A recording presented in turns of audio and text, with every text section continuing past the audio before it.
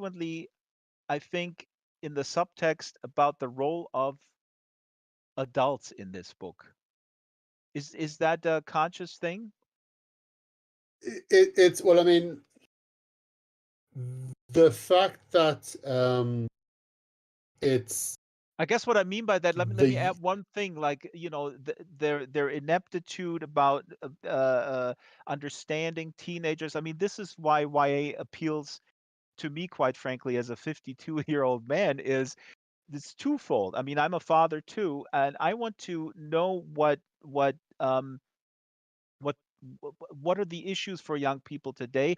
What is different from the issues that they have from my teenage years? What is the same? What is different? What is worse? What is better? And you show me my role as a parent, often sometimes in a favorable light, Stephanie's parents, but sometimes in a kind of an unfavorable light. And also some adults who are supposed to be mentors and role models. Some do a good job. Some have a different definition of what a role model is. Some people say skullduggery is certainly not a role model. And so, yeah, riff a little bit on that part, which is just throughout the whole series, and that makes it so good. yeah. Well, the one thing I didn't want to do um uh when I started the the first book, um I I didn't want to have Valkyrie's parents be completely clueless and completely um and I didn't want them to nag her. Hmm. um I didn't want them to be annoying. I wanted every time she returned home, I wanted it to be safe. Um, she got all of the danger and all of the jeopardy and all of the uncertainty out with skullduggery, and that goes hand in hand with the adventure and the excitement. But Right. I wanted her home life to be quiet and warm and safe, like my own home life, like my own relationship with my parents. So my first my first mission was not to treat the parents like they were aliens. It was not to treat them like they were the one of the bad guys that she had to overcome in order to have these adventures. Um, but everyone else, I and her relationship and her how she interacts with everyone else. You know, you were asking the things that concern a teenage girl. Um, are they the same things that concerned you or concerned me as a teenager? Um, and the I I based a Valkyrie on a friend of mine. Um, so I know what I know how she would react to something when she was 12, and I knew how she would react to something when she was 15, and I knew how she would handle her first boyfriend and how she would handle her first breakup and all of these things because I had a barometer. I had the original Valkyrie. With the later books when she's in her 20s, um, you see the first Valkyrie, the first real Valkyrie, the girl I based her on, is just like Valkyrie. She is 6 foot tall. She's strong. She's dark haired. She's Mm. pretty. She's smart. She's scary. Valkyrie, to me, is the kind of girl that if I had known as a teenage boy, I would be terrified of Mm. because she was so confident and so assured and so unlike me. Um, and so the Valkyrie, so that Valkyrie, after everything I put her character through, in when she reaches her 20s, she is essentially traumatized by everything that all of the horrible things that I've actually done to her. Right. So I could no longer base her on the friend of mine because my friend is still the same. She's still that confident and that assured. So I started to base her on my girlfriend, who, again, she's 6 foot tall, she's strong, she's pretty, she's intelligent, but she's a lot more vulnerable. She's a lot more real. She's a lot more relatable because the first Valkyrie is not relatable. You know, no one is that confident in real life apart from the girl on which she is based. And no one is that assured. No one can handle things the way she handles things. So I wanted, because of all the trauma and all of the upsetting things that she's gone through, that the character has gone through, I wanted to base her on someone who's been through a lot, and she wears the scars, because Valkyrie in her 20s, she wears her scars. You can see what she has been through, the way she acts with people. Um, and so in terms of relatability and how I wrote a teenage girl, um, and how I made her real, I haven't a clue. I could easily have gotten it completely wrong, and I could have easily done it so badly. But I think because I was basing her, both versions of her, on real people, that was my yardstick, and so I could never veer too far away from the real person. Um, and so her Valkyrie's interactions with the people around her, um, with the adults when she was a kid, um, it was very unusual because when I was a kid and I interacted with teachers or with people in authority, I would always defer. I would always go, "You're the teacher, you're in charge, you know Mm. best." And because I was always very polite, I was a very nice boy. But the real Valkyrie was not always polite. She was not cheeky. She was not a troublemaker. It's just she had a sense of independence that I didn't. Mm. She had a sense of independence that I only developed as an adult. I And that did not comes from have the that parents. as a kid. Sorry to jump in here because you said Yes, this earlier, the way you laid out the parents, that's really the key, that they let her be that sort of free. And sorry to interrupt, two quick things. First of all, I could relate again, as an adult, I can relate to a 12-year-old girl in the sense that what I was talking about is also the generation. What are the big issues of that generation? And you're writing about this now. I was a teenager. Yeah, I was a boy, not a girl, but there is a lot of overlap of sort of the broader issues, and that really drew me in. Although she's a girl and I was a boy at the time, that I found really fascinating. The other thing was that the parents are super cool, but at one point in the very beginning, they are afraid that she is joining a cult, and that was very funny because my parents were afraid also that I was joining a cult. Not at 12, and but look at at you now. look Look at at you I am now I'm in a cult Second leader, Life. Derek. Exactly. Look at me. I'm the L. Ron Hubbard of Second Life. um, I mean, come on. So sorry to uh, interrupt. Please yeah, yeah, continue.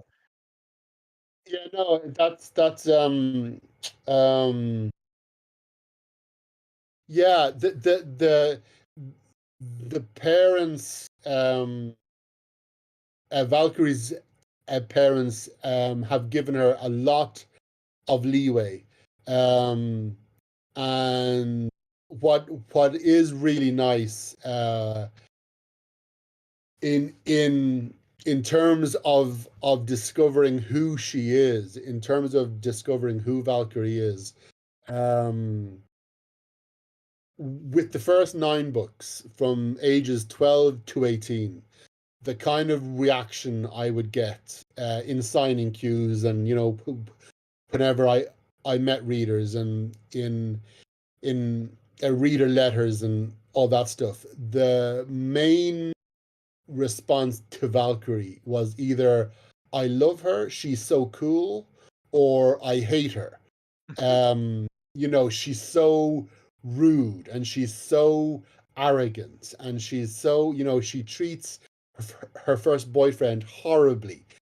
And every time I would go, yes, yes, you are right. You're not wrong. You're right.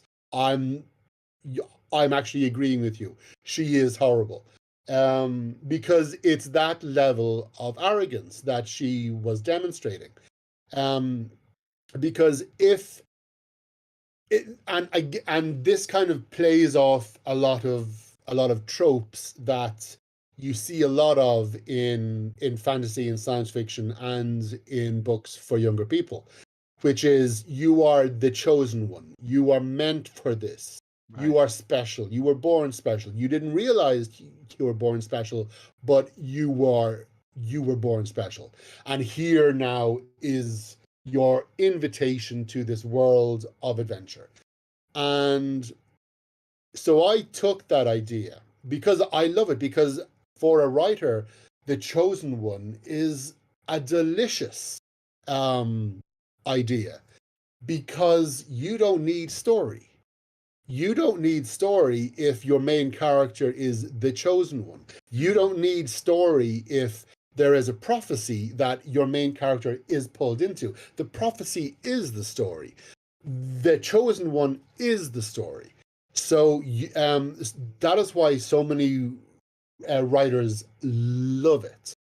And See, and that's so why as a reader, I was always turned off from fantasy or that kind because I don't know if I mentioned this earlier, but I'm more of a if I talk genres, I'm more of a sci-fi guy, and I had this sort of back and forth sort of like, argument with people over the years. Like I say, fantasy is boring me because there's some sort of thing, and then it's Deus ex machina sort of out of thin air Mhm, because anything goes. And with sci-fi, there's at least sort of something agreed upon stuff, and so you can't just make stuff out of thin air if you write yourself in a corner. um, yeah, and of course you can make that argument also about sci-fi, if you will, but you put this really well, and now I kind of understand it, what kind of bothered me when I, as a young reader, got more into sci-fi and sort of left fantasy behind at the time. Yeah.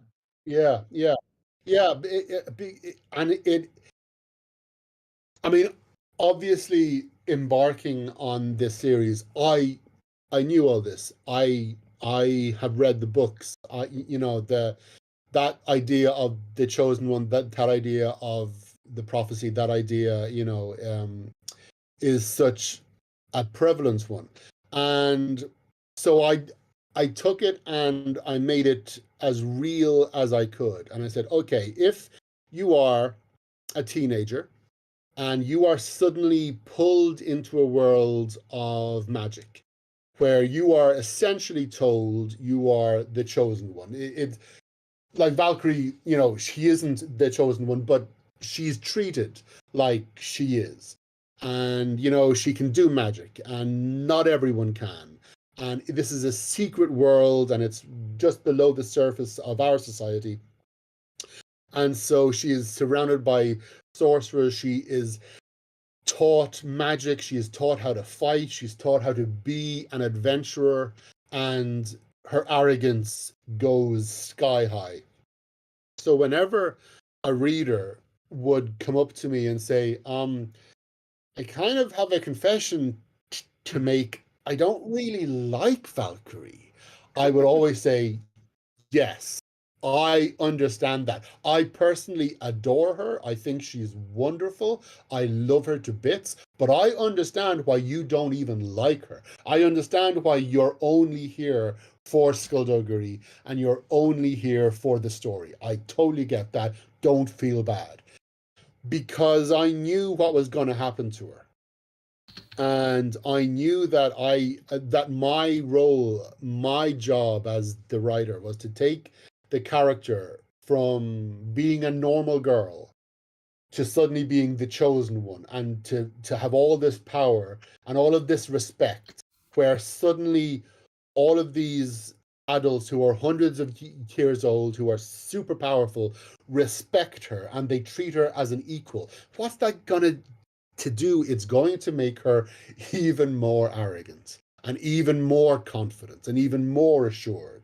And in someone that young, that's going to come across as being rude and entitled.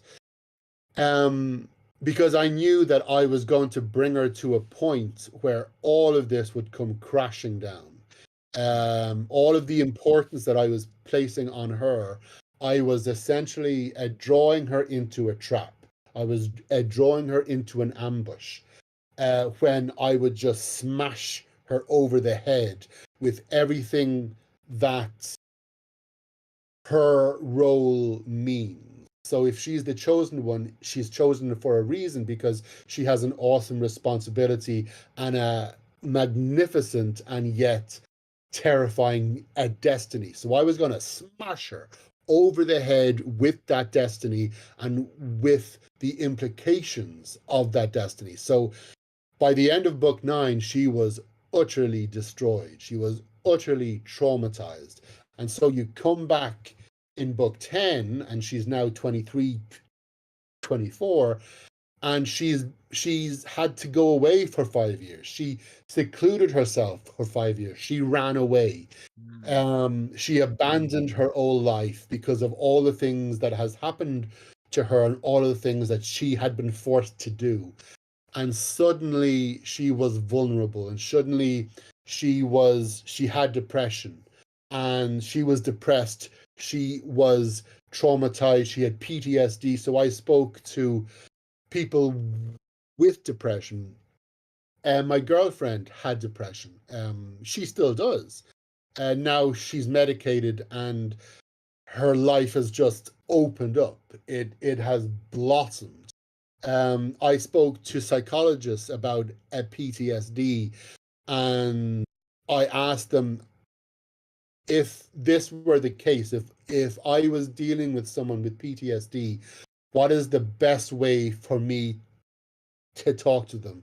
And so I got all of this advice about how to talk to people with PTSD, how to treat them, and so basically now in signing queues, instead of people coming up to me and going, Valkyrie is either so cool or I hate her to bits. Now I get people coming up and saying, um, uh, uh, she has she has shown me that it's possible to be depressed, and it's possible to be traumatized, and it's possible to have these awful things going on in my head and yet still function.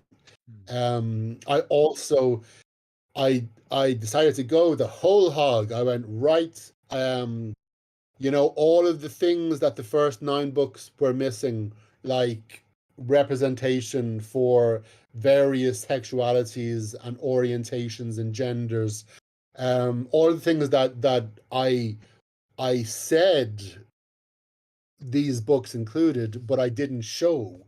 I said, right, I'm going to show. So now not only is Valkyrie traumatized, not only does she have depression, not only does she have PTSD, she's also come out as bisexual. She's got herself a girlfriend. The girlfriend is quite literally the best thing to ever happen to her. Um, I I'm now seeing people in signing queues saying Valkyrie is, when I was a kid, Valkyrie was my hero because she was so strong. Now she's my hero because she's so vulnerable. And I can see myself in her. And she has allowed me to come out to my parents, to my family. Mhm. One of the characters is non-binary.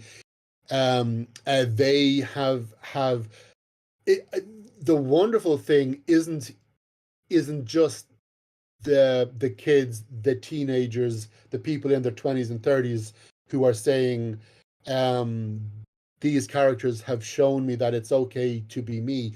The most astonishing thing is the adults, as in the Right, parents of these right. people, who are saying, reading about this non-binary character made me understand what my child was talking about. And so I've seen that I've got like messages on Twitter. I've seen like people have come up to me in signing queues and they've gone, "Oh my God, I understand."